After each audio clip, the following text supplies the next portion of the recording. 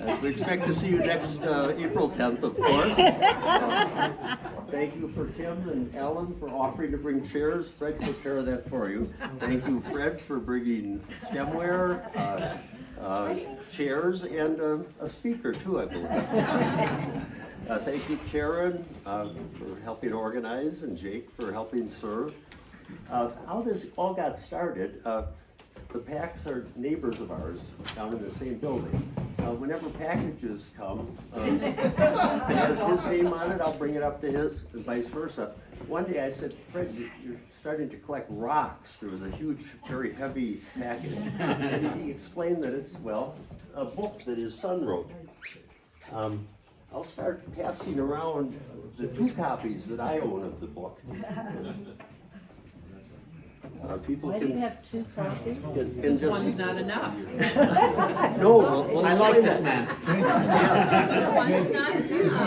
it's just so we need to, Amazon was having a deal. yes, we need to get, we'll have to get the obligatory plug in for the book. So this is Jason's 2nd book that he wrote. So his price is what, $29 on Amazon? And 30 today. 30 today. Oh. You should have bought it last week. How much for the autograph? Yes. Well, I'd just like to make a few observations. I read the book. It's only become available in the U.S. in the last week, so, and that's the U.S. edition as opposed to the British edition, published by Oxford University Press. This is a serious work. There are 529 pages, including the footnotes. There are 787 footnotes. I added it up. 17-page bibliography. When does the trot come out? I want to know. Yeah, and you'll get a podcast of it too. My first reaction after reading it was why Fred and Sandy don't have more gray hair. What your son has lived through and the experiences he describes, some of which are dangerous, all of which are interesting, many of which remind me of herding cats in various positions you've held, but you've been through a lot. The book is not all about Libya. The primary focus in most of the examples, but Jason also talks about things that he was prescient. You wrote this, what, probably a year ago? 2 years ago. 2 years ago. You discuss the Ukraine, NATO, various geopolitical things. This is an interesting, honest book with honest opinions.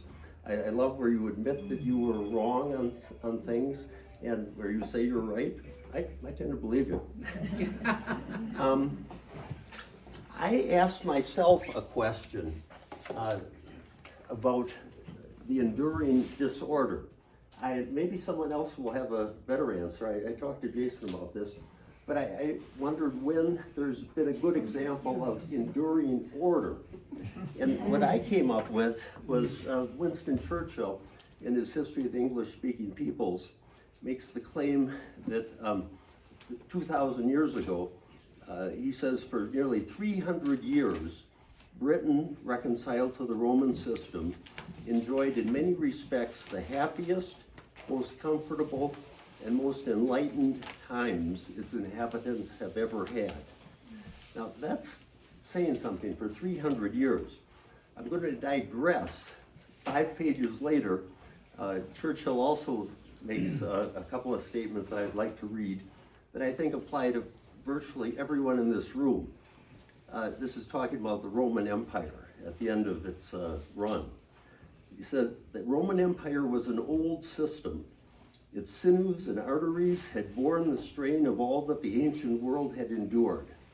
The Roman world, like an ancient man, wished to dwell in peace and tranquility and enjoy in philosophic detachment the good gifts which life has to bestow upon the most fortunate classes. I have a feeling everyone in this room can identify with that and appreciate what we have. I'm going to give a little background on Jason. I couldn't help but think of Thomas Jefferson. I didn't know I could blush. I'm sure some of you know that on Jefferson's tombstone, he asked that 3 things be printed. He was the author of the Declaration of Independence, the author of the Statute of Virginia of Religious Liberty, and the founder of the University of Virginia. He didn't have time or the inclination to mention he was president, among many other things. When I read about Jason, this could take longer than his talk, but he has his own consulting company, which is Libya Analysis LLC. He was the program manager and later executive director of the U.S. Libya Business Association. He talks about his experiences quite a bit in the book. He's the author of 2 books mentioned, numerous articles. If you wanted to talk about your recent article about Putin the Gambler, I think that would be very, very interesting.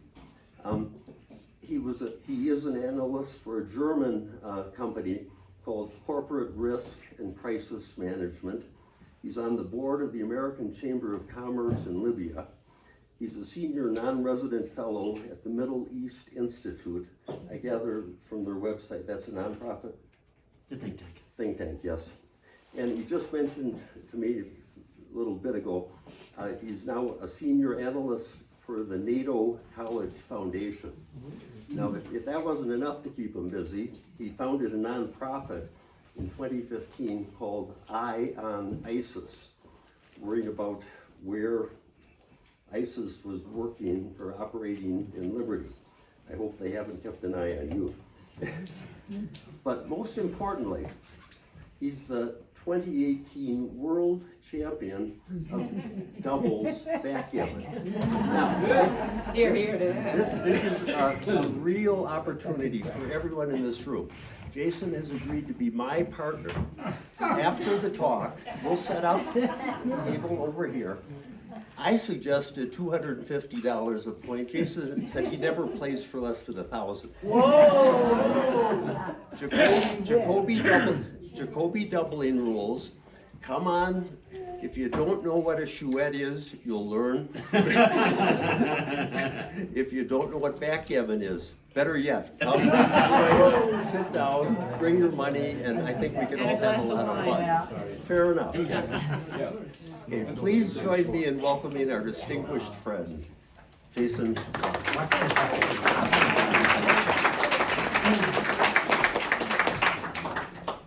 Well, good afternoon, everyone, and thanks to John for that incredible introduction. I don't think that I've ever blushed so much. And thanks to Jan and John Wilcox for hosting, and of course to the Mountain Club for putting together this lovely event. So, although the world system is facing the gravest geopolitical crisis of arguably all of our lifetimes, it gives me some solace to be speaking to a community of like-minded individuals and to feel that I'm doing my small piece to be able to share my experiences, thoughts, and research with you. Little did we know when we planned this event more than 2 months ago how relevant my book's central concept of the world being in a new era of enduring disorder would be.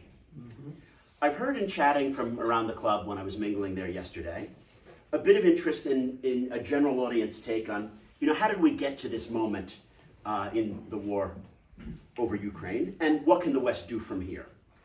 I will try to weave those discussions into kind of the larger themes of the book, but I wanted to call attention to the article that John mentioned, because you can Google it very easily, in New Lines magazine called Why Putin is Playing Poker, Not Chess, in which I explained that a series of miscalculations, maybe on both sides, have led us to this current moment, and I argue for deterrence on behalf of the West, and that we should have an emphasis on deterrence rather than negotiations. But to shelve that aside as a preamble, given how much there is to cover about Ukraine and Libya, I'd like to divide this talk into 2 sections. First, an overall elaboration of the main geopolitical contentions of my book, and then how they can present us with what I would call a unified field theory of global affairs, which presents a possible prism to unpack how the United States and Russia are more and more in an overt and existential confrontation than at any time ever, meaning that, to my analysis, even in the Cold War, we were not in this degree of confrontation with Russia. So in this first part of the talk, I'll speak in broad generalities and concepts. And in the second part of the talk, I'll try to put some meat on the bone of these concepts by relating certain anecdotes from my experiences in Tripoli, where I was 4 months ago, and in DC, where I was a few years ago working on the Libya file and the positions that John has mentioned. And those personal experiences show the ways in which I experienced the global enduring disorder in the cockpit of policymaking and trade advocacy.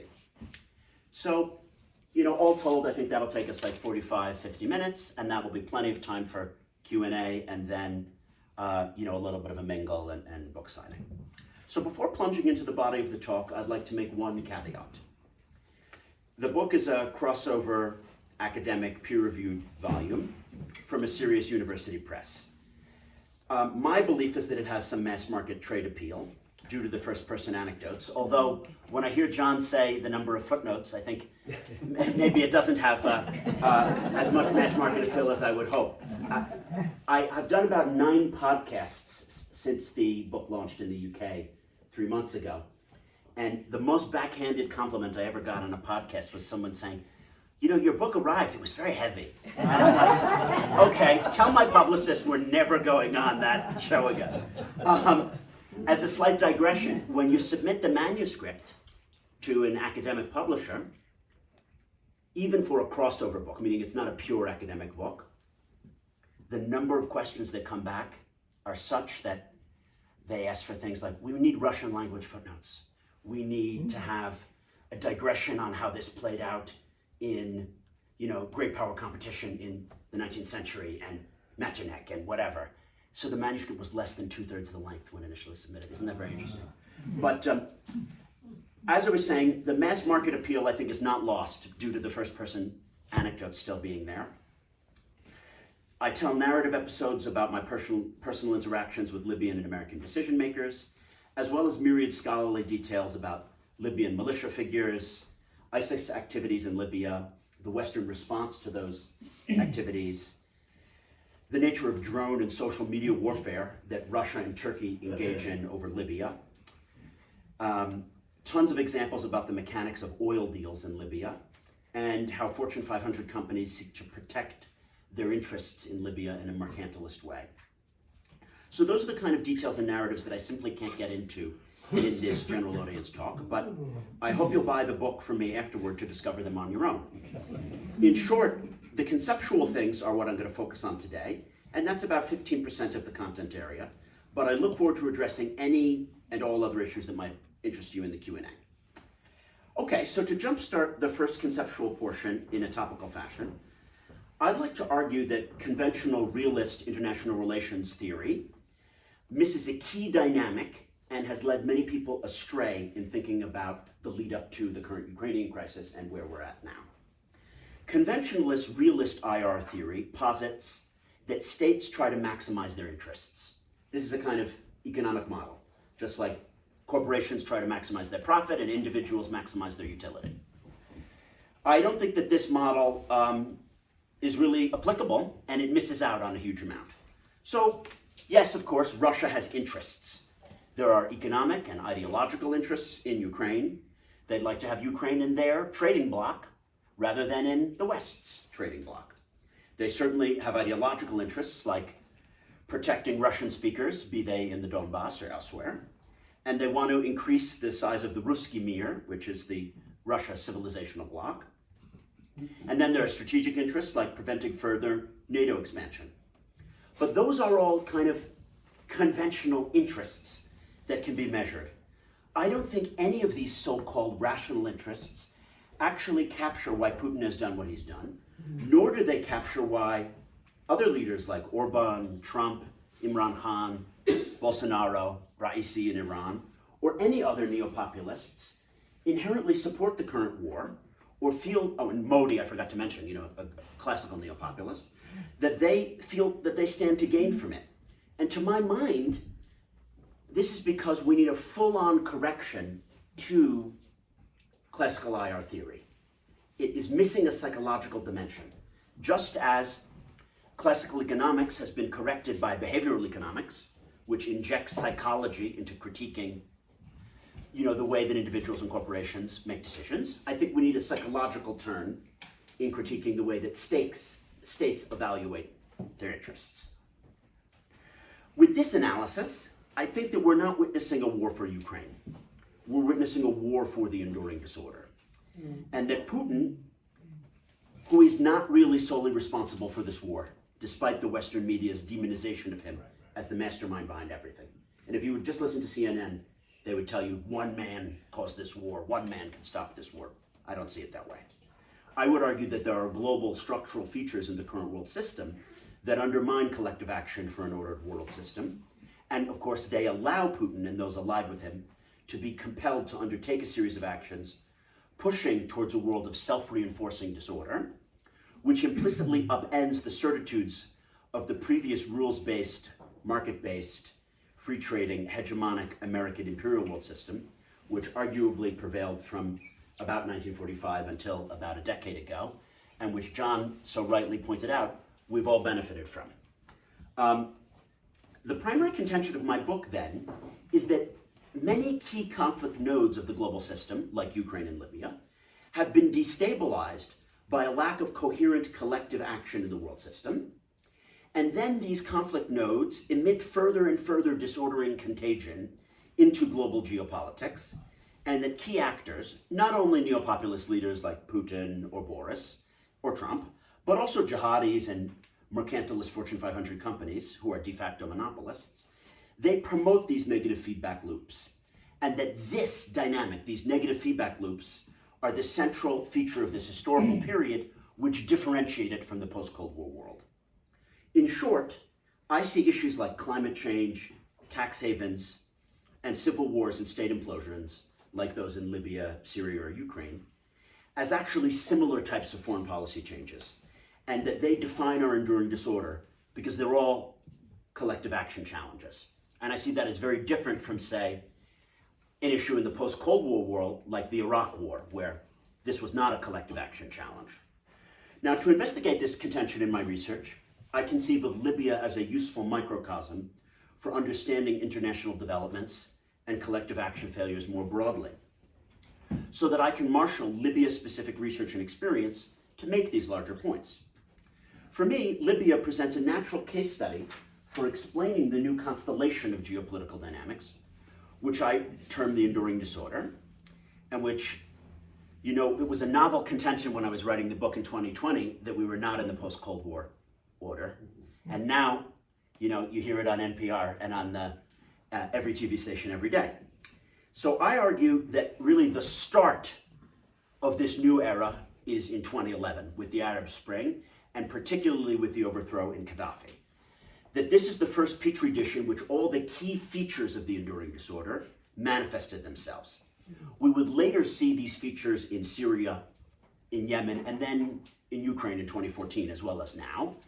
And that gradually these features are becoming normalized, and we see them in post-Brexit Britain and here in America. So this approach of looking to Libya to explain new phenomenon in the international arena is actually highly unoriginal. From time immemorial, Libya has been the birthplace of novel phenomenon. In the 4th century BC, Aristotle wrote in his Historia Animalium, Libya always brings forth something new. And now today, possibly more than any other territory on earth, the conflict over Libya mirrors the absence of global order and the failure of the major powers or global organizations to provide it. To illustrate this, let us briefly consider the dynamics of the world's first extraterritorial drone war, which took place over Libya's skies beginning in April 2019 and lasted until June 2020. That war and the subsequent struggle to set the terms of Libya's ongoing transition was dominated by middle powers which promote disorder due to their willingness to flout international norms and violate the UN arms embargo. I'm speaking about these medium powers like Turkey, the UAE, Russia, who have far more ability to project power into Libya than the supposed economic juggernauts the US, China, the EU. This is truly a novel phenomenon. How has it come about? Neither China nor the US perceives its own interests as threatened enough to try to order the international system in a way that could lead to a resolution in Libya or similar conflict zones like Syria or Ukraine, or issues like climate change.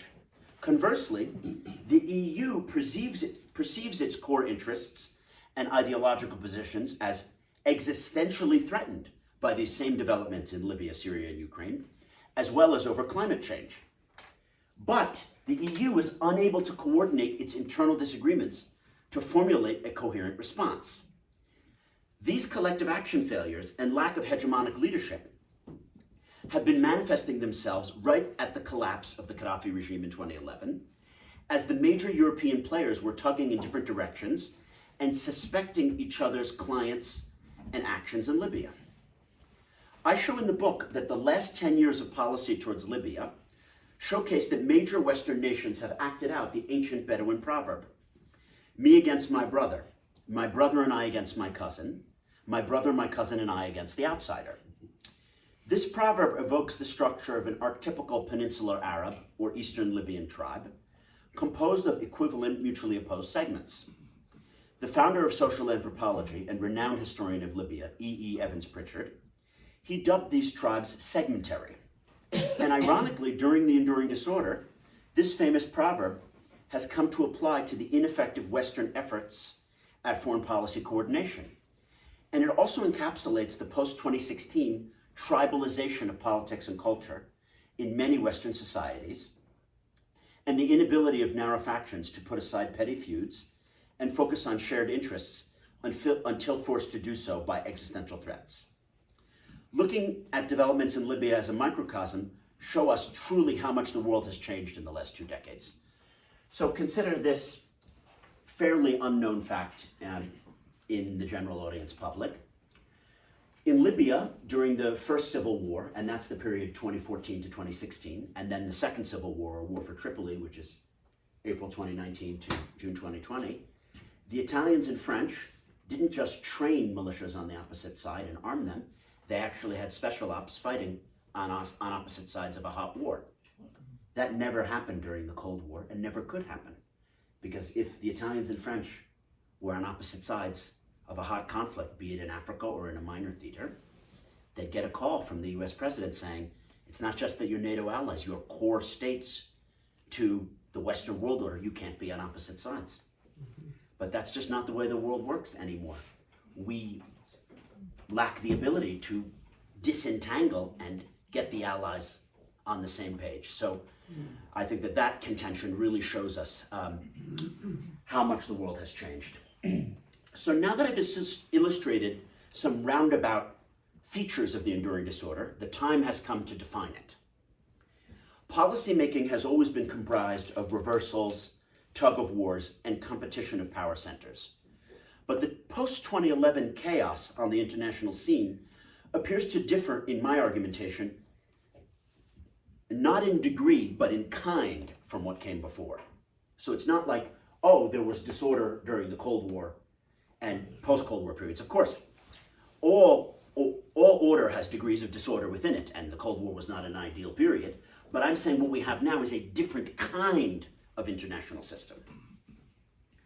Not only is the international system unmoored due to a lack of American leadership, and to my mind, this is a development that long predated and hence will long outlast the Trump administration, but also because major powers have failed to create suitable coordination mechanisms to deal with the new kinds of collective action problems presented by the 21st century. I argue that the current world system is not characterized by the multipolarity of previous eras of competition, like World War I, the interwar period, or World War II.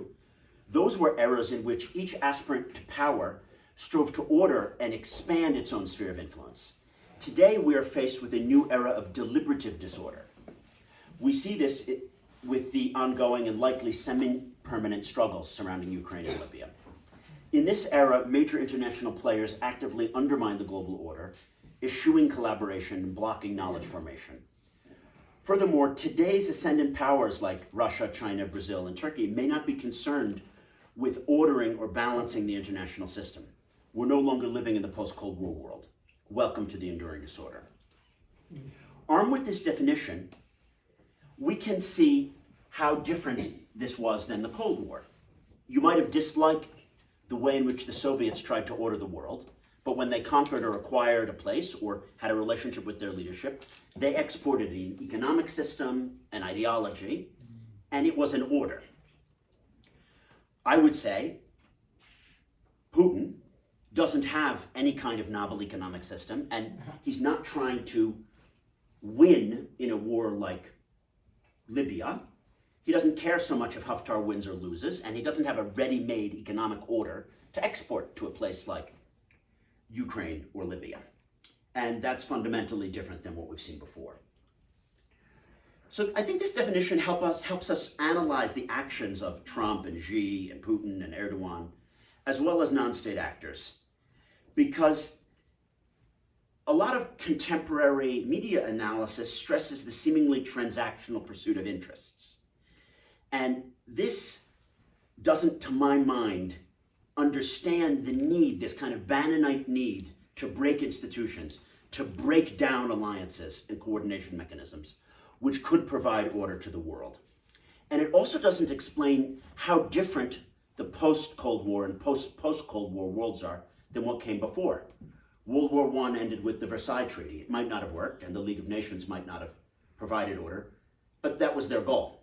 World War II, culminated in the San Francisco Conference, the Bretton Woods institutions, and the UN. The post-Cold War world has not created novel institutions. Where are our new institutions that can bring India and Africa and other players into an ordered world system? They don't exist. So, my argument, again, is that many different nodes, of which major corporations are an important node, they pursue a path which is harmful to their own long-term interests and financial bottom lines. Russia will not be richer because of Putin's actions. Neither will he as an individual, nor his oligarchic supporters. The same is true with Libya's major conflict actors. Libya is a wealthy country. Compromise and stability would allow more barrels to be pumped and everyone to be wealthier. But what do you know? Compromise is elusive, and we're stuck with suboptimal outcomes. My contention is that the Ukraine invasion or ongoing Libya crises are not understandable with the traditional realist or constructivist IR theory. This is a large departure from these rational actor theories. A more psychologically nuanced or structural IR approach explains why, if the Italians and French have 95% the same interests in Libya, they can still prefer to fight over 5% of different interests. Delving deeper into this critique, some analysts perceive Putin as a master manipulator sitting atop an axis of evil. I think that's giving him too much credit. My enduring disorder paradigm sees Russia as a dysfunctional state, just like others, incapable of leading even in an axis of evil. People forget that Putin is just as poor with coordinating with his stooges in Belarus and Kazakhstan as the US has become at working with our traditional allies. It seems quite likely to me that Belarus and Kazakhstan were not only not consulted in Putin's actions, but would have actively sought to prevent them if they could. This is why Putin de facto occupied Belarus, which has ceased to exist as an independent state over the last month. And then when he invaded, first the independent republics, meaning the Donetsk People's Republic and Lugansk People's Republic, he asked the Kazakhs, will you acknowledge the independence of the People's Republics? The Kazakhs said, no, we don't. We consider them a part of Ukraine. And that's kind of funny because Kazakhstan is the most important member of the Eurasian pro-Russia trading bloc. So this inability to coordinate is the conceptual key to Putin's decisions, and they showcase that we're not witnessing a war to take over Ukraine and to put it into some kind of comprehensive Eurasian trading bloc or Russian world, but rather to be fighting in Ukraine and Libya and Syria so as to create a world of enduring disorder. Consider that initially massing of troops on the Ukrainian border, Putin saying he won't invade, then invading anyway, these are not the moves of someone trying to create a coherent world system. These are the moves of someone who is a product of historical forces driving a system towards disorder. They disorder the global economy, they disorder the security structures, and I think they have nth order effects that Putin is well aware of.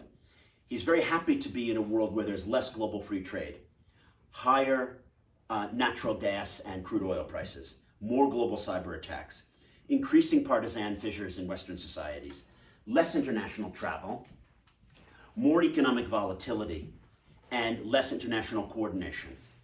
Now, some might argue, okay, we get it.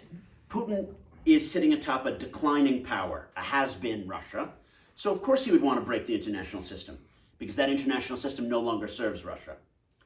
Well, the counterpoint is that despite its global ascendancy, China is beset by very similar problems. China does not order the South China Sea or resource-rich Africa, where they have become predominant powers. Most of China's neighbors oppose Chinese regional ambitions, and other than weak, poor, and dependent North Korea and increasingly isolated Myanmar, no states coordinate their policies with Beijing. So you might say, well, that doesn't make sense because we all know about Kenneth Pomerantz and the China rising paradigm. And for those who don't know, the China rising paradigm is the idea that just as upper middle class Chinese students learn to play the violin and perform in orchestras, China, as it becomes a wealthier country and a global power, would inherently take over the Anglo-Saxon liberal world order. This is what people were thinking in the 1990s when we let China into the WTO and promoted them as a counterbalance to Russia. But what do you know? This disordered world works quite well for the Chinese, just like the pandemic does. It allows for increased spying on their citizens, repression of the Uyghur Muslims, and not telling people about the pandemic because maybe they can export more masks and pharmaceuticals. So I think that China, despite being an ascendant power, benefits from a disordered world. They believe that a disordered world is a world safe for a Chinese level of autocracy. Fostering consensus and perfecting seamless coordination are just not the current watchwords of global politics. Trump's exit from the White House has neither unified Americans domestically, nor dramatically restored America's role as a coordinator of Western and international responses to pressing collective action challenges. Just look at the haphazard Western response to Libya's shambolic electoral process. In the previous moments, Libya has had two prime ministers. It did in the period 2014 to 2015, and then there were three prime ministers for a period of a few months, and then there were two prime ministers. But there was always at least one UN and US recognized prime minister. Right now, just the last few weeks, is the first time in history that we have two prime ministers, and it's not clear who is either UN or US recognized. I speak to the top diplomats. Stephanie Williams, who is again the special advisor to the UN Secretary General, she doesn't know who will be the UN recognized prime minister by next week. What we know is that right now, as I'm giving this talk, the new prime minister, Fathi Bashagha, is trying to take over the same ministries in Tripoli that Abdelhamid Dbeibeh claims to control. If that doesn't say global enduring disorder, I don't know what does. So I assert that Putin's eventual ouster or death in Russia is more likely than it was a few weeks ago. But we shouldn't think that just an implosion in Russia will all of a sudden, lead to a bulwark for consensus-based international system built on transparency and international collaboration. Seeking to investigate this larger premise from many different angles, while not giving too much weight to outdated great man theories of history, in the book I investigate the realms of cyberspace, the globalized economy, and jihadism to show why the dynamics of today's world make coordination failures and the rise of backward-looking neo-populist strongmen all the more likely. Trump, Putin, Xi, Erdogan, and their allies, to my mind, have not been the primary drivers of events, contrary to how the main media and analyst coverage portrays things. To my mind, these cast of characters have been brought to center stage by the enduring disorder and its structural features. They are the symptoms, not the cause. Hence, their individual departures from the scene are likely to make little difference unless their replacements seek to reorder the world system. Arguably then, the defining feature of the enduring disorder is a systemic lack of coordination of collective action to achieve mutually beneficial aims. Just look at the prevailing approaches to climate change or corruption. Pretty much all major countries agree we want to fight climate change and we'd like to decrease global corruption. Sounds good, and we sign treaties about these things, but there are no enforcement mechanisms. Because without a hegemonic power saying, hey, if you violated the treaty, you're getting sanctioned, we lack the coordination mechanisms. This explains that the dysfunction in the world system for enforcement mechanisms is antecedent to the rise of the neo-populist rulers. The very essence of neo-populism requires external scapegoats like migrants, jihadis, or trade wars to stay in power. Hence, even if you might say, let's build a wall, you're very happy that the migrant crisis continues, so you can run for your re-election campaign on the continuation of the migrant crisis.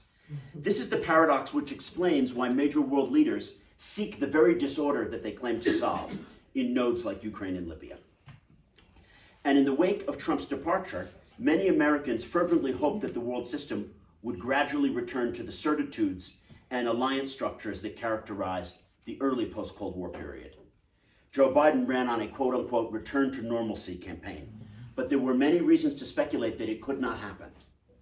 Highly respected centrist political pundits have been pointing out that Western states are no longer capable of efficient coordination and global leadership. Trump and his actions were symptoms and consequences of the enduring disorder, not their root cause. Therefore, faced with our current crisis, I think it's high time to transcend the blame Trump for everything phenomenon. Long before Trump, NATO allies no longer shared information the way they once did. Long before Trump, diplomats no longer committed their candid assessment to formal cables out of fears they would be leaked to WikiLeaks. Let me tell you this episode that happened to me when I was invited to give a briefing to the EU ambassador to Libya at her villa in Palm City. And this is an elite residential compound overlooking the Mediterranean. So in 2013, I was in Libya like on spring break for my PhD in Cambridge, and I had some diplomatic meetings. There was a new EU ambassador, Natalia Apostolova, a Bulgarian woman, who was not in any way a Middle East expert. So, I had met her British and Italian counterparts, as I pretty much always do when I go to Libya. And now I'm briefing the EU ambassador, and she says to me, hey, I've only been here a few months. I hear that Misrata is really important, that you can't stabilize Tripoli unless you have the Misratans on board. Who should I meet in Misrata? And I recall she had an Irish advisor, because you have to keep in mind Ireland is a very important state in the EU, and they punch far above their weight. So I say, well, are you speaking to Abdurrahman Aswehli? She writes the name down. Then I'm like, are you speaking to Fatih Bashaga, who's now pretending to be prime minister, but then was only a kind of minor player? She writes the name down.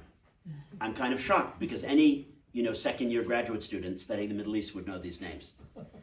So I then said, hey, I'm happy to help you.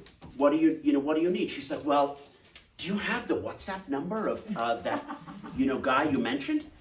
And I said, I'm a political analyst. Like, I don't do introductions, but couldn't you ask the British Embassy to introduce you? And of course, this was at a time in 2013. Britain was a key member of the EU, and by tradition, the British are always very connected in Misrata, just like the French are in Zintan. And she says to me, the British would never share sensitive intelligence with me like the phone number of a Misratan politician. And I'm thinking, well, maybe that's about EU skepticism. So I say, what about the French? Clearly they'll, the French are Italians. She's like, oh, no, I don't get intelligence briefings from any of the EU embassies. So this is something that I should have known, that the EU just doesn't work, right? The Finnish consulate in Tripoli had better intelligence on what was going on than the EU embassy. And as I have come to work more and more, I've understood that the UN, who are the key coordinators in Libya, they don't have the manpower or resources of even minor countries let alone medium powers like Italy. This shows a world in disarray where the role of the UN is to mediate the Western response to Libya, but UNSMIL, which is the UN Special Mission in Libya, doesn't have the intelligence or the monetary reserves of the member states to make a coherent policy. So, study of the lack of coordination within the international system on the Libya file during the Trump years, as well as before, strikes me as indicative of many of the coordination failures which we're likely to witness going forward in other policy domains and which will prevail into the Biden administration and beyond. I wrote my manuscript primarily from February to July 2020, and I predicted that either a Biden or a second Trump administration would not make any difference whether or not the US would take a leadership role on the Libya file, or whether we would be able to prevent the Russians from spoiling progress with UNSMIL, or whether the EU would all of a sudden become more coordinated. And sadly, this prediction has come true. It's critical to not blame Trump overtly or praise Biden too much. Neither the US nor the world system has returned to the post-Cold War policy-making dynamics. The state of international policy towards Libya and the Ukraine conflict illustrates this very vividly. Just another side note about coordination complexities. Some people push back, because I've been giving this talk for the last month. So a month ago, they didn't say, oh, but we're moving towards more coordination. But now, because of the resolute NATO response, people are telling me, oh, but look, we're really coordinated. Everyone is behind defending the NATO members. Well, my argument is that, yeah, it's all well and good in a reactive way, but when you're a hegemonic power, you have to lead proactively. And if we were really on the same page, it would have been so easy to have Olaf Scholz give a press conference 2 months ago saying, I'm lockstep with Biden. We'll cancel Nord Stream, we're going to double our defense budget, and we're going to allow the re-export of German arms from the Baltic states to Ukraine. In fact, 2 months ago, he said the opposite. He said, I won't allow any German arms in Estonia and Lithuania and Latvia go to Ukraine. I'm not committed to canceling Nord Stream because that's not for the Americans or NATO to tell me. And Germany has a tradition of not participating in any conflicts where there are former World War II resonances. So I would argue we're actually as discoordinated and as unproactive as we've ever been, and we've always had reactiveness in this during disorder period. It's just a knee-jerk. You hit here and then there's a knee-jerk. I'm happy to talk more in the Q&A about the reasons in which ISIS was never fully eradicated in Iraq, Syria, or Libya, having to do with our poor coordination and reactive response. So seeing that the current global enduring disorder is about more than specific politicians and political ideologies, this raises the question, what would it take to exit the enduring disorder and return to an ordered world? Or are you just a prophet of doom? So here's my answer to that. Through technology and globalization, we got into this problem, and through technology and globalization, we might just get out of it. Technology and globalization initially helped level the international playing field, diversify the actors, and degrade nearly 5 centuries of Western global hegemony, and allow the spewing of misinformation and neopopulism into the world system. But the same forces of technology and globalization could also provide exactly the mechanisms and cultural innovations needed to forge new ways of doing global geopolitics. The study of Libya suggests that if major domestic and international players could work together, great results might be achieved and externalities avoided. I believe the Libya conflict is fixable, and that Libyans have great potential and want peace. I also believe that the international system is fixable. Russians don't want to have this war as much as we don't want to, and most people want to live in peace and harmony, and we pretty much all would like to cut carbon emissions and prevent oligarchs from having their ill-begotten gains in Cayman Island trust funds. So surveying Libya or Ukraine is a microcosm from the enduring disorder. My book argues that the smart money is on the current disorder deepening in the short to medium term, and that even if out of the blue positive collective action commitments emerge on green energy, infrastructure, global corporate taxation, or massive improvements in the relationship between the West and China, these will still be insufficient to buck the trend line.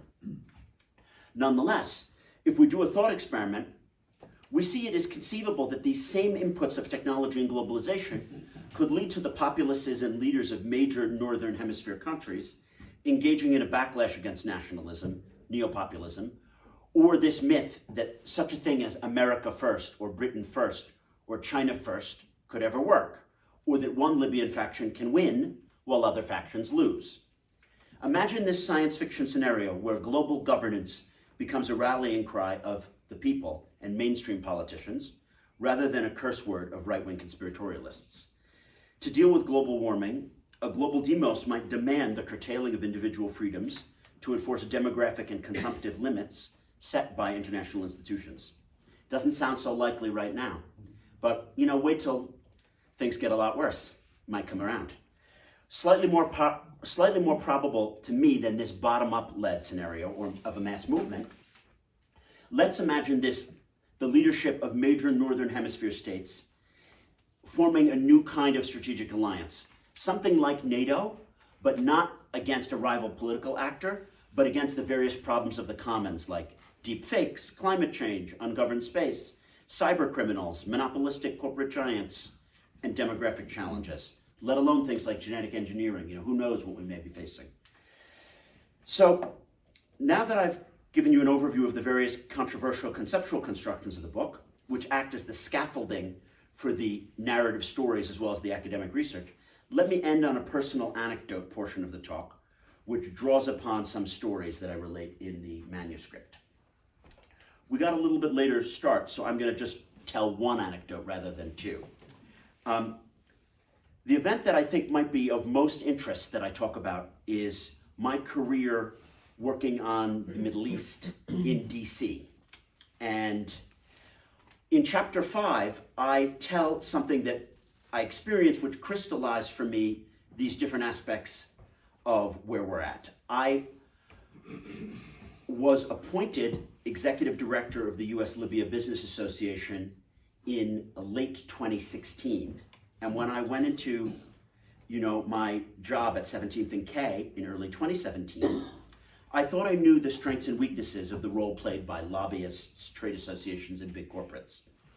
I believed that running a trade association would be like a type of informed matchmaking, connecting those with a need and those with a solution. And I was representing a lot of these small companies that you wouldn't have heard of. Motorola, Pepsi, ConocoPhillips, Pfizer. So I thought this is great. Even if the companies are motivated by greed, wouldn't I be doing the Lord's work? Because if I could connect them to the Libyans and they sold more widgets or made more investments, then the Libyans would have superior American and Western goods, and they wouldn't be doomed to subsist on inferior Chinese or Russian, Turkish products, which would come with less knowledge transfer, less of a commitment to free markets, and less of a commitment to democracy. So according to this way of thinking, even if the companies were motivated by greed, wouldn't the global capitalist private sector inherently want to bring more stability to Libya so they could sell more widgets?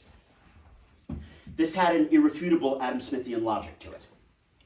It never occurred to me, though, that big American corporates were not necessarily making decisions based on what I term long-term profit calculations or, pursuit of the quarterly earnings report, but rather on far more cynical calculations connected to what I term incumbent psychology and the connected phenomenon of neo-mercantilism that I discuss in my book.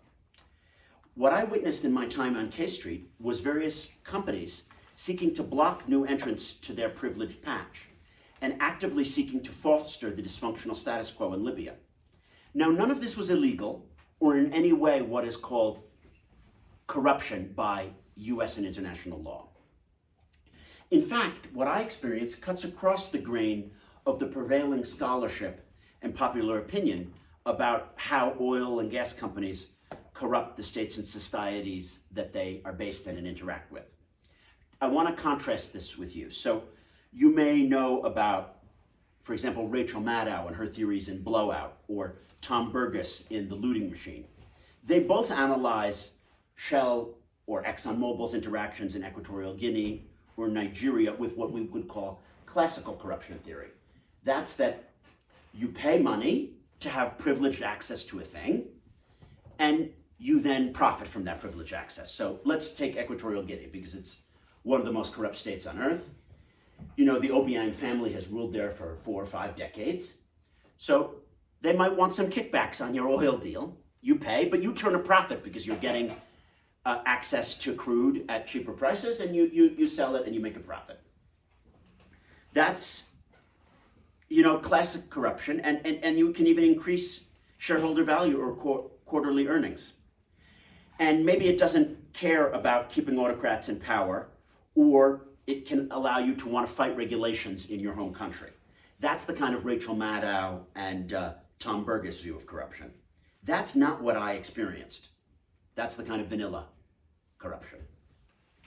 What I experienced in my K Street job, and I experience in day-to-day life, like I was just on a webinar yesterday, which has these same themes, which are huge corporates who are not at all concerned in increasing shareholder value or quarterly earnings, but primarily concerned about one thing and one thing only, and this is preserving incumbency. The guy in the C-suite wants to stay in the C-suite. Now, this isn't that profound, and I'm not making a great contribution here, because if we go all the way back to Schumpeter says that the Anglo-Saxons are misled and misunderstand their own capitalism because they've had a good run of having the state preserve open markets. Schumpeter is writing in the 1930s that without a state that can preserve open markets, capitalism tends to monopolies, and then monopolies erode capitalism because monopolies are about incumbency. And we all have our eyes open to this. Facebook or Amazon have such a dominant market niche in their respective industries, they don't need to focus on quarterly earnings so long as they can prevent a major challenger from emerging. This is something which is not new. But imagine if it was a core feature in how American foreign policy and American corporates work together in directing that foreign policy towards major conflict zones. That's neo-mercantilism. So in September 2017, I had the unlikely honor of hosting a state dinner style event for the then Libyan Prime Minister, Fayez al-Sarraj, on the margins of the UN General Assembly in New York. So I hosted the Prime Minister and his entourage at my club, the Princeton Club. And then after dinner in his speech, he invited me to make a trade mission of US companies to Libya. I knew that this would be a major undertaking. The PM wanted us to go to Libya. And that's not so bold because there have been British and Italian and French trade missions to Libya. But I was willing to have a compromise solution. We would go to Tunis, where when things are rough, for example, the Libyan British Business Council has had 7 trade missions in the last 10 years to Tunis.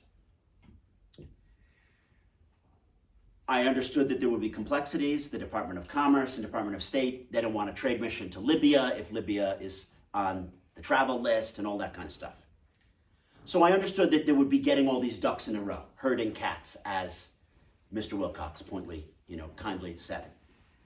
It never occurred to me that if the Department of Commerce and State would sign off on getting a trade mission to Tunis, and the Libyans were on board, that the companies who stood to benefit from it might want to block it. So, why might that be? As executive director, I proposed that we amend the bylaws of the USLBA, and my idea was to make it easier for new member companies to join.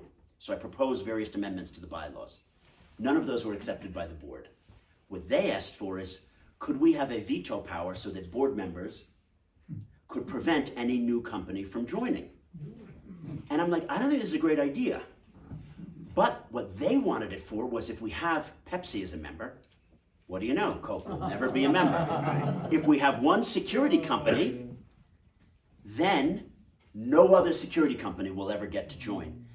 Because this is a very standard thing for a declining power.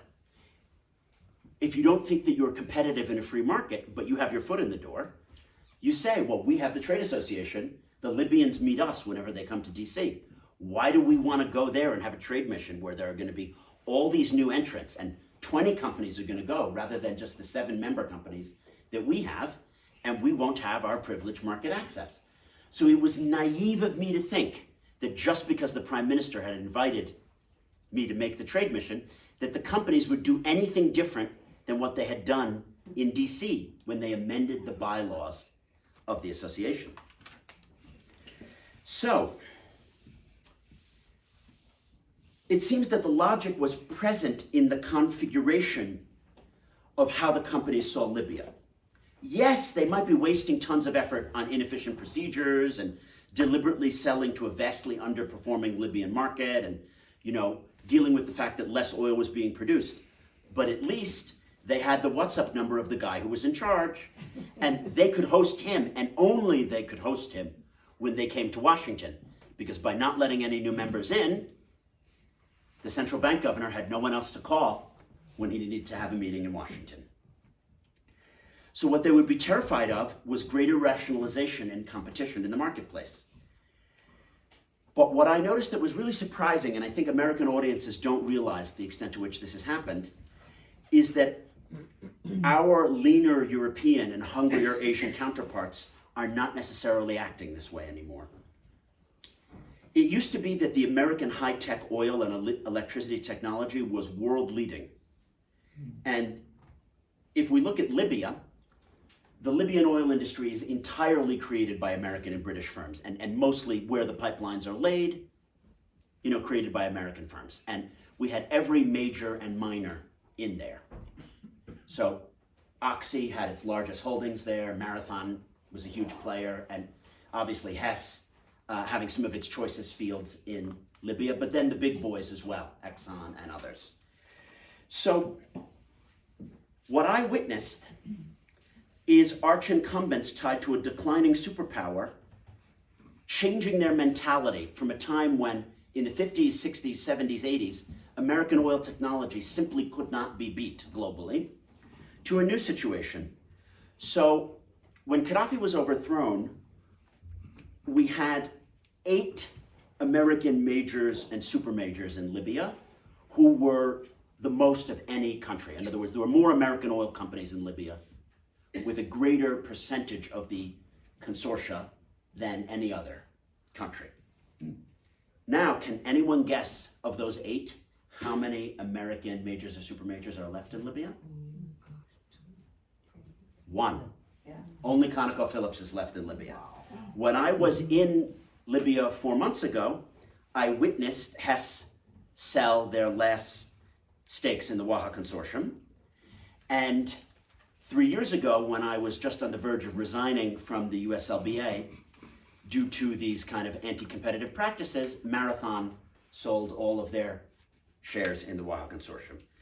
So you might say, why would Total, a French company, or Eni, be chomping at the bit to get more holdings in Libya when American companies don't want to be there? And it has to do with the fact that those companies, Total and Eni and even BP, have embraced what's called the energy transition, which is the use of greener technologies and solar to fuel crude extraction and low carbon barrels. And they're just more risk-taking. So when I started off at USLBA, it never occurred to me that we might be living in a world of enduring disorder, where big American corporates no longer support genuinely free markets and can't handle the complexities of situations where they lack a monopoly advantage or a privileged rent by associating with a hegemonic superpower. So rather than telling the last anecdote, I will close the formal talk here by pointing out that it was a great satisfaction for me to kind of get my degree of revenge when Libya Analysis, my small consulting company, co-hosted 4 months ago a trade mission to Libya with the American Chamber of Commerce, which was the first American trade mission to Libya in 9 years.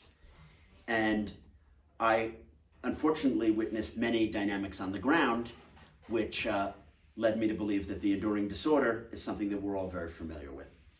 So I'll stop there and kick it over for Q&A.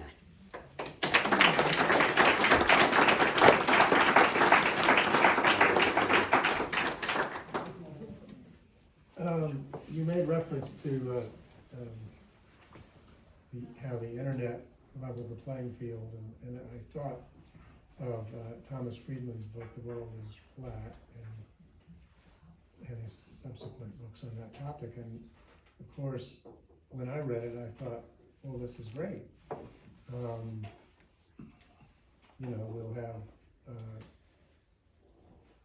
We'll have a level playing field, and there were lots of advantages. And I think Thomas Friedman even wrote about it as a kind of a game changer that would benefit global order.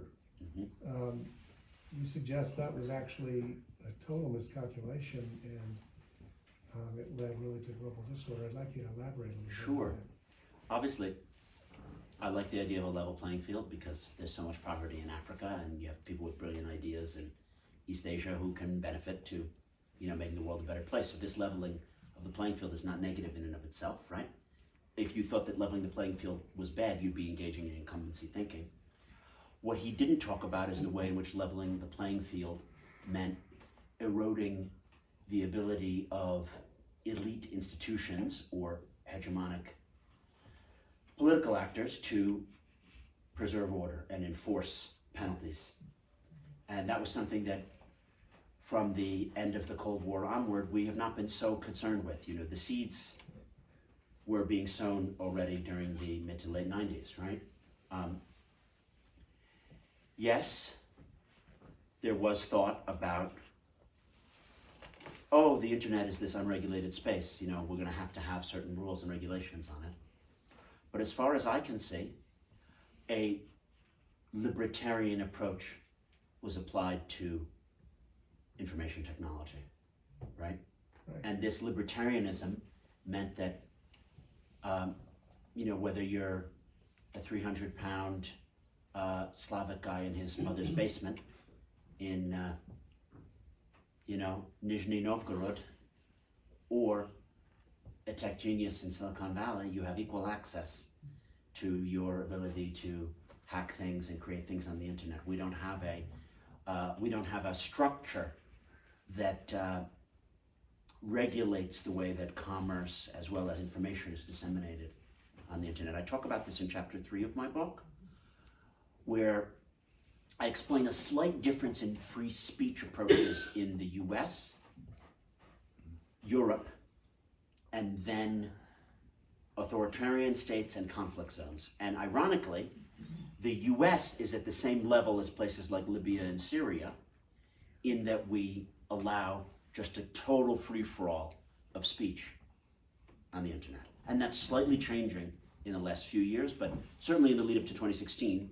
The reason that the Libyans have just a complete chaos and, everyone calls his opponent lots of racist slurs. And the Libyans have that because they don't have a centralized state. There's no government that can police what's said. We have that because of a very different view of free speech. The Europeans are a little bit different because, they criminalize things like Holocaust denial, and they criminalize certain kinds of behavior patterns, and then they don't have a free-for-all in the way that election campaigning can be done, right? A British election differs from an American one in that you literally can't campaign until the election period, and there are certain rules about how that's done. But in authoritarian states, if you look at the UAE or Russia, the internet is just as an outgrowth of state power, right? The internet is to Putin's Russia what radio was to Mussolini and Hitler. As the media of technological communication changed, new ideologies evolved to capitalize on those media, right? You couldn't have had fascism with just the print press, because the mass rallies that were required for fascism and the way that it energizes the people required radio and to some extent black and white television. And film. And film. So the internet and the way that it works is extremely empowering for certain kinds of neo-populist regimes, and I would argue that that's why we've seen such a convergence. It's shocking to hear Bolsonaro say something that's so similar to something that Orban said 10 years ago. And this is clearly because the message and medium are fused ideally to produce this kind of outcome. That's what I would say about the leveling of the internet playing field. So Thomas Friedman kind of missed that element of He it. wasn't looking at that element. Yeah. Lisa? So, first of all, congratulations. This was very interesting. And you're just supposed to start by saying, I do agree with much of what you said, but I'm going to ask about a few things that I'm not sure about. I'm happy with So that. I have 3 questions, and you can answer whichever one you want. So, so the first one I have is, wouldn't you say that in some sense the Iran-Iraq war in the 80s, the United States was definitely trying to create disorder? Ooh, interesting. We were supporting both sides at various points. So I don't think it's that new a phenomenon in that sense.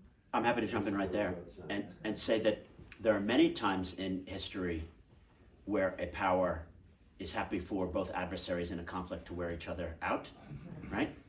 I'm not sure that that was out of the service of promoting disorder in the Gulf. We would have said that this was to create a Gulf order where the smaller Sunni Gulf states in Saudi Arabia would have more relative power.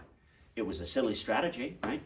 And it did lead to, in a way, the empowering of the revenge fantasies of both the Ayatollahs and Saddam. But it was a calculated policy, and it was one that the Israelis were very on board for, as you're probably well aware. They played along with this policy. But they thought that it strengthened our allies in the Gulf. So it was not an attempt. In other words, if you would go back and speak to Reagan-era officials, Rumsfeld, But that and is it- a matter of interpretation in some sense, because you could say that they were trying to destabilize that particular region. true, but we have the the documents now. A lot of this stuff is declassified. It's not like they're saying we want to disorder the Gulf. Okay. So another question I have is, Sure. So you said, for example, that Russia just wants disorder. But if we had just, if everyone sat down today and said, here, have Ukraine, have Syria, I can't imagine that they wouldn't be happy with Of the course. order in which they were in charge. Of course. And so that leads to my other question, which is just, from what you're describing, it sounds like if there is to be an order, it's unlikely to be dominated by capitalist countries, from all the things you're describing. And your order, when you described order, it seemed like you were assuming that it would be the order that we would want. And it sounds very much like your arguments would incline us to think that that might not be the order we end up with. Well, thank you for such a thought-provoking question. And I'm very happy that you have highlighted the fact that this is a very controversial talk. And I wanted to write not a purely scholarly book, but something that would, get people discussing. So I think that this second question is actually 2 separate questions. I'm going to break it down again, if you don't mind. Let me tackle the capitalist Western world order question first.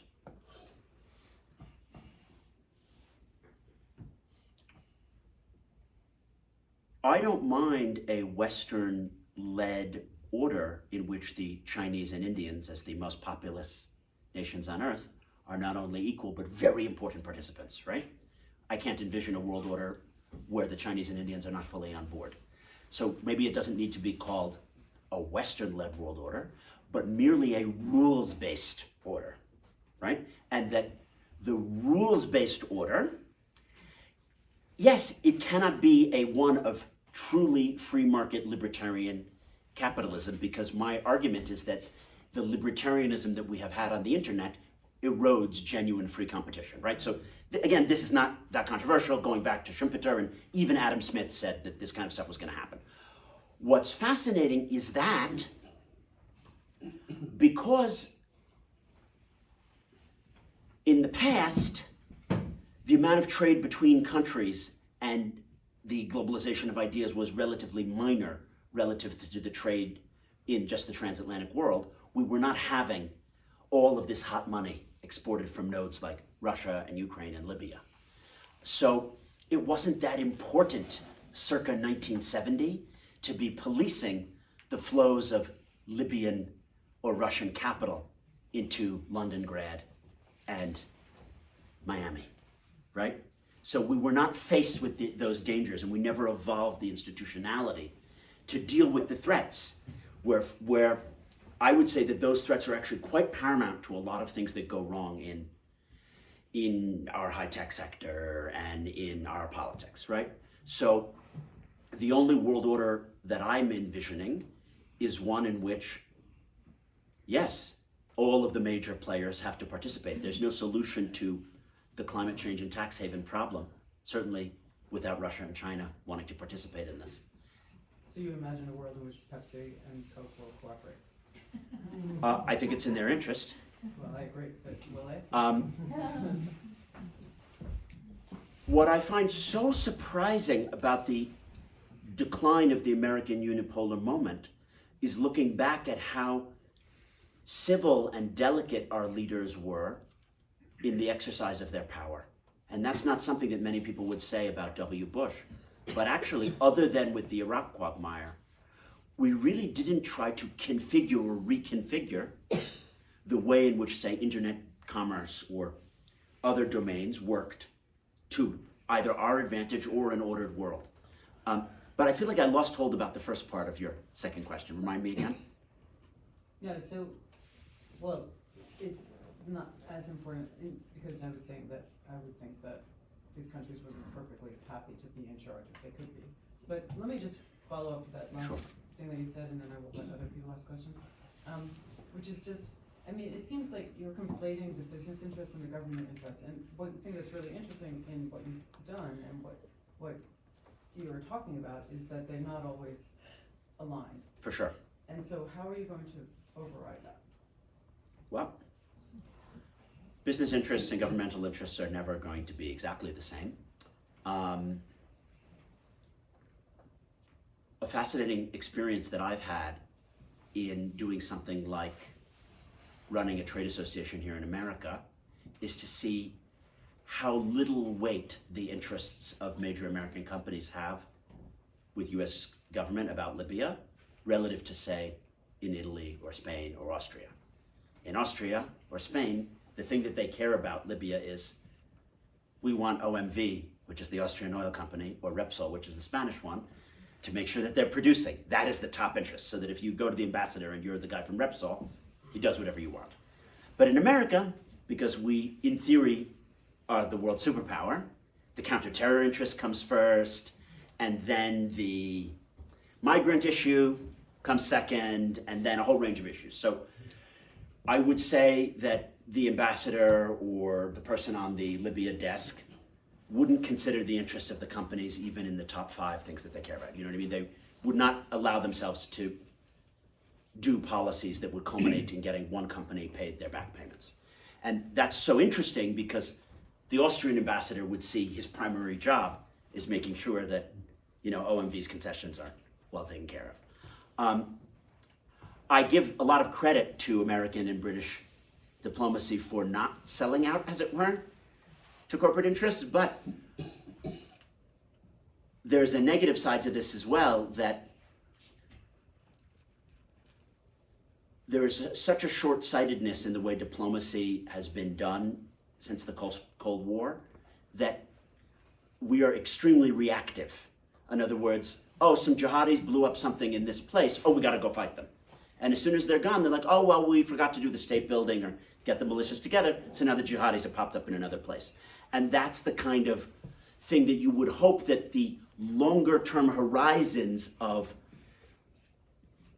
the very resource-intensive oil and gas industry, you know, where we're talking 40 and 60-year time horizons here, would lead to pushing on policymakers to think in these longer-term horizons. But, you know, there's the 4-year electoral cycle, but then there's the 1-year conflict zone cycle. A guy has a tour in Baghdad, it's only 1 year.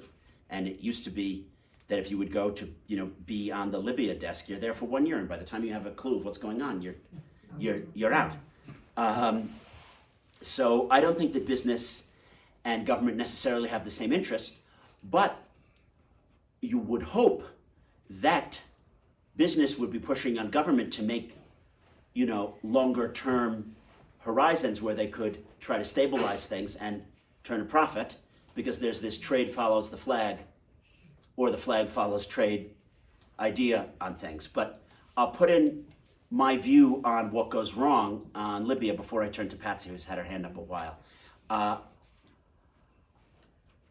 I see these structural problems as paramount to why a place like Libya is so destabilized. You have subsidies. Petrol at the pump in Libya is the cheapest on earth. Does anyone want to guess what either a liter or a gallon of petrol costs in Libya? Any guesses? 50 cents. Per liter? per gallon. Leader. So it costs 15 dinar cents, and since the devaluation of the dinar to 4.48, that means that you're paying about 3 US cents per liter. So that means that you're getting a gallon of petrol for about 11, 12 cents. Where would you guess that the petrol that you're getting at the pump that's so cheap comes from if you're getting it, say, in Tripoli? Does it come from Libya? No, it doesn't, because Libya lacks the refining capacity. So they are not subsidizing petrol because they have a lot of it. They're importing it from Italy, usually. Some of it is their own crude, which has been refined in Italy, but a lot of it is not, because Vitol or Glencore or Trafalgar or any of the other oil traders, they don't care where the crude has come from that they're importing. So our policymakers at the UN and US and UK saw the Libya conflict as something like, oh, it's just like any other civil war. You've got, a rogue leader and an official leader. We need to do power sharing. So whenever you get there and you say, no, there are these subsidies things going on, it pays to be in a militia because you can just smuggle the refined petrol across the border. You can't do power sharing in that kind of situation. I would say, or they would say, you can't try to reform the economy when there's a war going on. And I would say, you can't have peace conferences when there's a subsidy situation going on. Thank you. Patsy. So, I hope I'm gonna paraphrase you correctly, but you started out by saying the realist theory of international relations is become a fallacy. And I agree with you that like behavioral economics versus traditional purely rational economics, that makes sense. But this isn't a new phenomenon. Not at that, all, correct. International policies would be driven by behavioral Correct. dimensions. So therefore, since it's always been thus, how does it contribute to enduring disorder?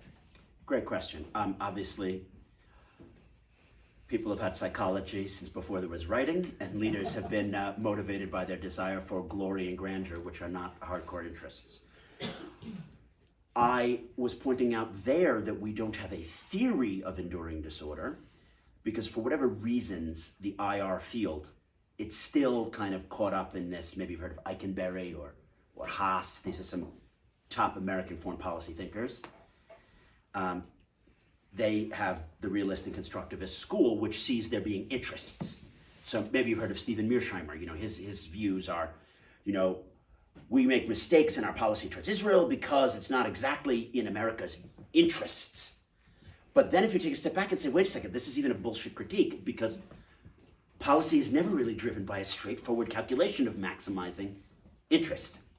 So therefore, what I'm trying to say is the IR field, and there are thousands of IR professors in the United States and hundreds of people working in think tanks who are IR scholars, hasn't come to understand coordination failures because they look at Russia or the US or Turkey as trying to maximize interests. And you wouldn't get to an understanding of what's really going on in the global system if you're looking through this realist IR theory. Again, for a general audience, critiquing of IR theory might not be the most interesting part of what I'm trying to do. The more descriptive things might be more interesting to you. But do you think that as it becomes obvious that the new order is very different from even post-Cold War, are people starting to, as behavioral economics has had a huge impact on thinking, is there a movement afoot to kind of take in the more psychological dimension of decision-making, Great question. policy formation? Great question. And I will say I am not actually very well poised to answer this question. I'm not an international relations scholar. So I will not want to critique what that field is or is not doing, but I think lots of interesting things are happening. Unfortunately, a lot of it is data-driven. So my uncompleted PhD is in history. which is a more document and psychology and kind of cause and effect driven field, a bizarre thing has happened because we have access to so much data that a lot of poli-sci PhDs are like, I have 12 case studies, 3 coups in Ghana, and then I'm really interested in, what happens 4 months after these coups. Because then you can have a model and, you can plot a graph and coups in Venezuela and coups in Paraguay. It's very interesting, but to me that doesn't explain the way the world works, because this data turn, which has been since the 1990s really in poli-sci and IR, is possible because of all the fancy computer programs, right? Like, I have a client who would like me to predict when the Libyan oil will go on and off. No, a lot of clients would like to know this, right? Because it's like, is Ras Lanuf going to be under force majeure next week? But they, unfortunately, I'm sorry to make fun of my clients on a recorded thing, but they want to do it through big data. What if we mapped 1,000 incidents per year, and you looked at the lead up to these incidences before the last time force majeure was declared at Ras Lanuf? I would say that's an interesting approach, but the best way to know is to know a guy who knows a guy who's the cousin of the militia leader who's going to turn off the valve. That's the way to inform you when the valve is going to get turned off, because it has nothing to do with structural features in terms of the number of conflict incidents. It's not a problem which can be answered through big data. Right. So that's kind of what I'm trying to critique, is unfortunately this turn that IR and poli-sci have taken in the last 30-ish years. Before World War II, everyone looked at international relations in the way that I'm describing now, just to be clear. That's when diplomatic history was popular. And diplomatic history was all about psychology and powers and ideology and cause and effect and all this stuff. That's become very unpopular, diplomatic history. What moved you, Jason, from being a starting analyst to being a leader in Libyan relations? How did it happen? Wow, that's very kind that you describe me as a leader in Libyan relations. I will say, in a very small pond, it's not that difficult to become a big fish. I lived in Syria in 2004 and 5. I had my Fulbright there. And the Syria field is not huge, but it's not tiny. It would be very difficult for a scholar in his late 20s and early 30s to make a big splash in the Syria field. This is even more true in, say, the Israel-Palestine field, right? Thousands of people are getting their PhDs about Israel-Palestine as we speak. In the Libya field, less than tens of people are getting their PhDs in the field, and the number of think tank experts globally who work primarily on Libya is about 20. We have 5 or 6 in the States, 5 or 6 in the UK, few in Italy, 1 or 2 in Germany, none in all of Latin America or East Asia. Think about that. There is not a single Libya expert in Latin America or all of East Asia. And now I would argue Libya is a far more geostrategically important country than Israel, Palestine, or Syria. I mean, to me, it's just manifest that that's the case. So clearly there's a little bit of a misallocation of resources when it comes to graduate study and think tanks, when they throw all this stuff at Israel, Palestine, and Egypt and Syria, but those are not really that important when it comes to the real geostrategic interests of countries like the US and Britain. So how did this develop for me? I was at Oxford, and I already had an inclination that I didn't want to have an academic career, and certainly, do 2 of these peer review books and you'll want to get out, right? But I had this inclination before I had done any peer review books, and I made it known through some friends of friends at Oxford that, I'd like to make a living and maybe be influencing things. I assumed make a living means Dubai or Abu Dhabi. All of my colleagues, the only jobs they had ever had was in Dubai and Abu Dhabi, so it occurred to me that that's probably what I would be doing as well. Just randomly, the firm that my friend Drosten put me in touch with interviewed me, said, we need a guy who knows Arab nationalism, who knows Arabic, who has a little bit of a science background, who can write reasonably well. Hey, can you be our man in Tripoli? It was a 1 in 1,000 occurrence. I didn't choose Libya, Libya chose me. When I first went to Libya in 2008, I had never read a full book about Libya. In terms of the why I didn't look back, it was obvious from being on the ground there how important the place was. And I mean, whenever I go back, it's like, oh my God, this is, you know, it's ground zero for what matters in the global order. And when you get your head around it, once you go Libya, you never go back. And all of my colleagues in the Libya field started off in other fields, generally in Syria or Egypt or oil. And once they do Libya, they never do another discipline because it's so understudied and so important. I'll use the following anecdote here that it's quite common for retired British or American ambassadors, you know, to do a little consulting work to feather their nest in their retirement. If a guy has been ambassador to Greece, to Iraq, to the European Union, and to Libya, in his retirement, he'll do Libya. So all of the retired ambassadors that I work with, they've all been ambassadors to multiple countries, but almost invariably in their retirement gigs, they do Libya because of how fundamentally important and lucrative and everything the place is and understudied. So I hope that answers your question. Thank you. Well, it raises a question in my mind. Sure. Why is Libya so important? Happy to explain. There's the geostrategic, there's the economic, then there's just the kind of paradigmatic as a microcosm. So if we start with the geostrategic, Libya is right smack in the middle of the Mediterranean. It's right smack in the middle of the Middle Eastern and African and European systems. This is a part of the world that was obviously pretty important, that in World War II, very important battles happened because if you controlled it, you know, you could be projecting power into Sicily, which is only 200 miles north. So that geostrategic stuff hasn't changed. When migrants want to get to Europe, sub-Saharan African, usually Eritrean or Nigerian migrants, where do they go through? They go through Libya, because it's where you would go if you were going to try to get to the European Union. So that geostrategy hasn't changed. It's certainly where the jihadis want to be. If they're not going to be in the Middle East, meaning the core Middle East, Syria, Iraq, they want to be in Libya. Libya is a place that a jihadi organization can reconstitute itself and be able to be a global player.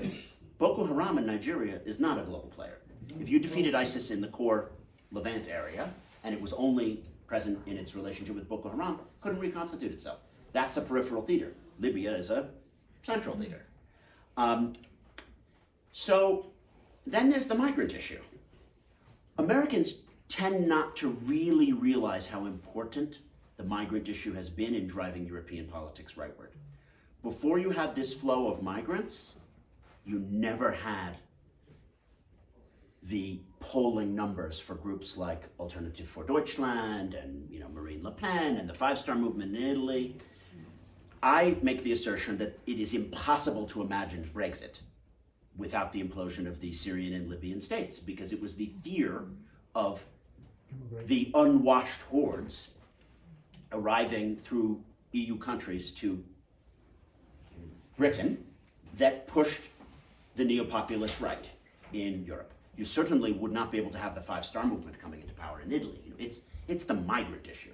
And the migrant issue can only happen because of the implosion of the Libyan and Syrian states.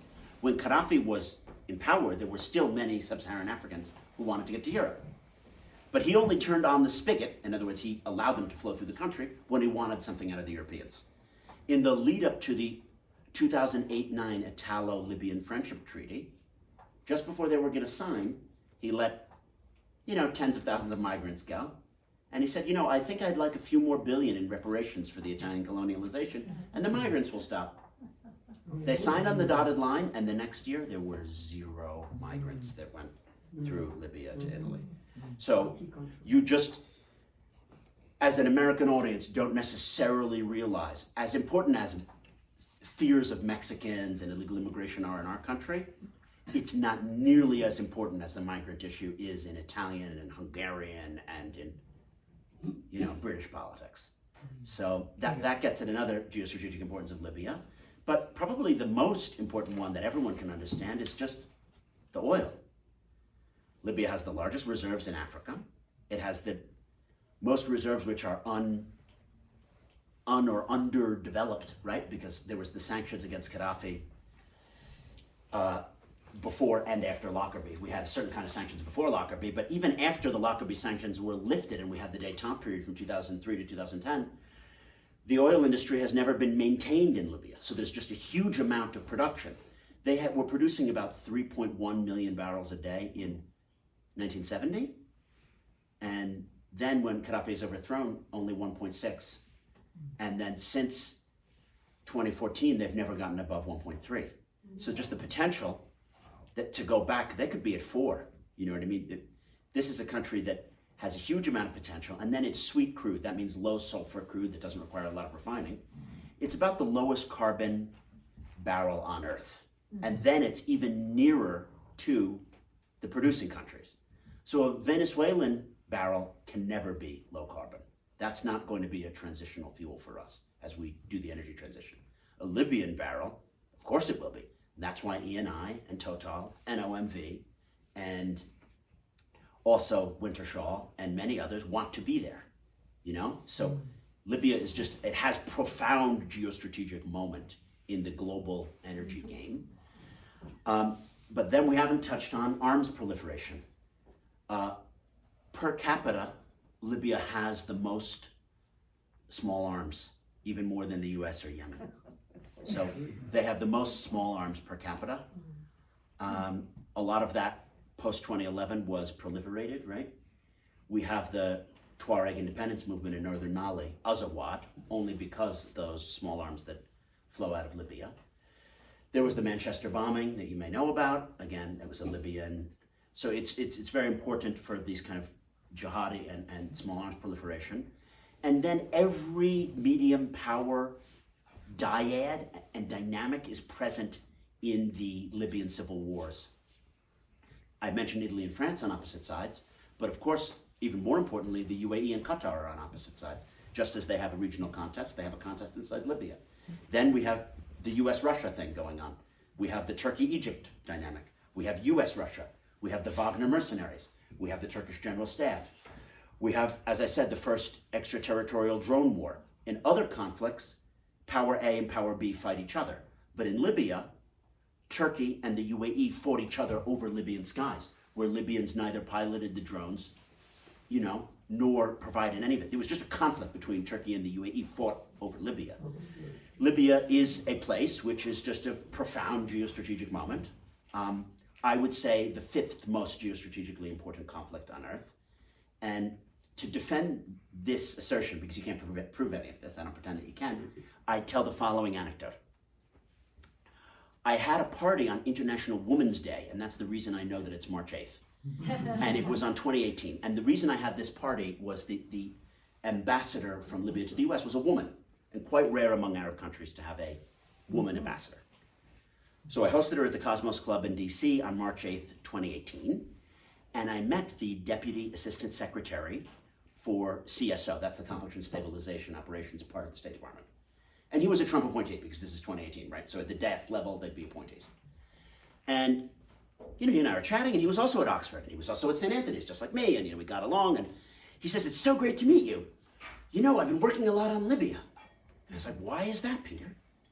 Well, it's really the 5th most geostrategically important conflict that I'm tasked with working on at CSO Bureau. And I said, can I quote you on this? Because I'm always busy telling people that. And I'm like, could you list 1 through 4? And he listed them in the same order as me. And I was like, ah. And what he said then, of course, was Ukraine, Russia, number 1, Syria, Iraq, number 2, Yemen, number 3, and North Korea, number 4, with Libya at 5. So it just really reinforced where I've been looking at things. And of course, just to kind of correct an American audience, Israel-Palestine wouldn't be in the top 20 if you would talk to these guys about what really matters to our geostrategic interests. Thanks. I wonder, I just- perhaps one more question? Go ahead, and this is No, something please. No, I was just gonna say, I remember way back, you know, in college studying the different theories of history. One was the great man I theory, mentioned that, which you just said, no, you just totally destroyed the great man theory of Putin or Trump or Le Pen. So what do you propose is driving where we are now, this disorder? If it's not the great man, we can't go back to Caesar, right?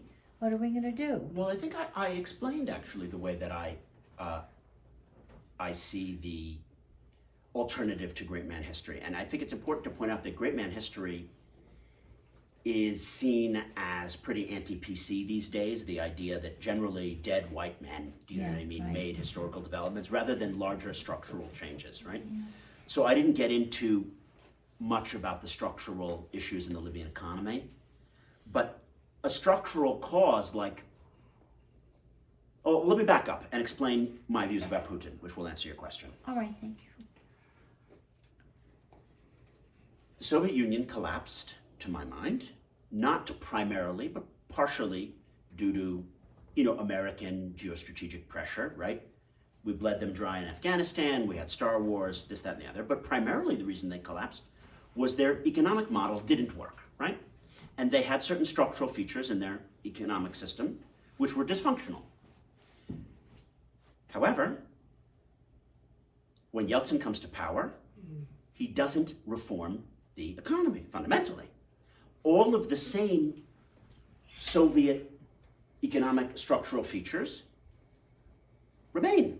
We had a political upheaval and a political change, but then when you have Anatoly Khubayis overseeing the loans for shares scheme, what do you have? You have parts of the Soviet economic structure being called new things, being called Surgutneftegas, being called Rosneft, being called Gazprom.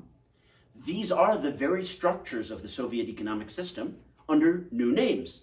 So the dynamics which led to an export of chaos in the Soviet times and Soviet dysfunction are the exact same economic structures which lead to the semi-sovereign institutional capture, which all the Putin cronies want to do, right? They have the same drivers that if you sit at the top of the system, you have certain benefits. And that's why it was good to be on the Politburo, and it's now good to be one of Putin's oligarchic friends, because they have the same economic structures in place. And this is exactly what we've seen in Libya. The Gaddafian economy is dominated by semi-sovereign institutions, and it differs from, say, how Kuwait or Saudi work. Because if you look at Saudi, there are sovereign wealth funds, and there is a state oil company called Aramco. But if MBS says, hey, I want you to do this, the sovereign wealth fund buys a football club in England when he asks them to, or it changes and makes Aramco, have an IPO when he wants it to. That's not the way the Libyan economy worked. The central bank governor and the head of ODAC are entirely independent from the prime minister. The prime minister can't push them around. They have these semi-sovereign entities, just as they did in the Gaddafi period. So we had a political upheaval in Libya and no economic upheaval. So we have the same semi-sovereign monstrosities that we had in the Gaddafi period, and they lead to the same corrupt outcomes. So that is a critique to great man history. Putin, it's not like he decided, I will have corrupt oligarchs, and they will support me, and they will allow my adventurous wars in South Ossetia and Crimea, and now all of Ukraine. No, he's the product of the economic structures in Russia, which are pretty much, of course there's been change, but the crony capitalist version of these structures are not so dissimilar to the Soviet versions of them. Maybe you'd like the book by Thane Gustafsson, Wheel of Fortune it's called. But Thane could explain these things much better than I. That we just live in a world in which there has not been a focus in the post-Cold War, when there are regime changes, to economic transitions. There's so much of an emphasis on political transition that it doesn't matter if it's Libya or Syria or Ukraine, but Ukraine has the similar semi-sovereign economic institutions. And that leads to the, similar kinds of outcomes in oligarchs. And that's not great man history. This is structural approach.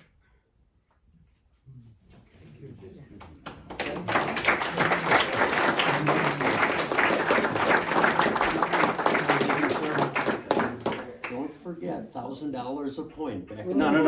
More important, anyone who'd like a book, please come to me and get a drink and let's mingle. It's nice to see you all. is his problem. Jason, I just want to. I didn't get off the hill at 4. I had family. I wanted to go do one more last run. I was tired. I made it do it up here. I wasn't doing it. We already. It was a great city. That was cold. Your bus. Fred? I was going to call and I was Yeah, you need to let me know your schedule so I know when I can borrow.